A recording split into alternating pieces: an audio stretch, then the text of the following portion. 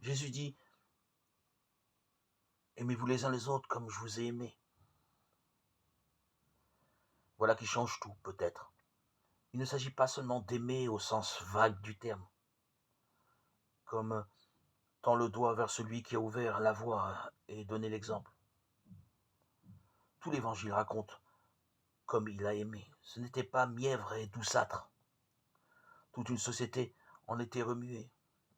Il renversait les barrières entre les pécheurs et ceux qui se croyaient justes, entre les humbles et ceux qui se croyaient savants, entre les infirmes et ceux qui se croyaient bien portants, entre les pauvres et les riches, entre les exclus et les notables, les bien-pensants et les sans-voix.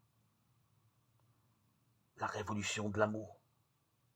Il était fou de l'impossible, un volcan en éruption. Il disait qu'il était venu mettre le feu sur la terre.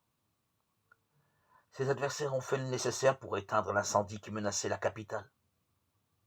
Mais d'où venait cette vive flamme? Ce n'est pas tout. Il y a un autre, comme un abîme. On va plonger dans le feu central, comme le Père m'a aimé, je vous ai aimé. Nous voici ainsi, proches des ultimes secrets, ce que l'on pressent parfois en des instants privilégiés de l'existence. Alors, aimer, ce serait mettre en œuvre la fragilité de nos existences, une énergie lumineuse, bienfaisante, créatrice,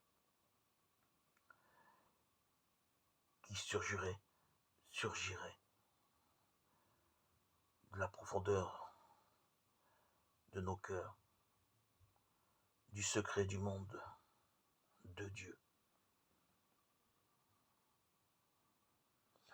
Christ, tu nous as recréés pour la vie éternelle. Multiplie en nous les fruits. Fais-nous prendre des forces neuves. Tu es notre nourriture, la nourriture qui apporte le salut. Donne ta bonté, Seigneur, dans nos cœurs. Purifie-nous. Et nous correspondrons davantage à ton saint amour.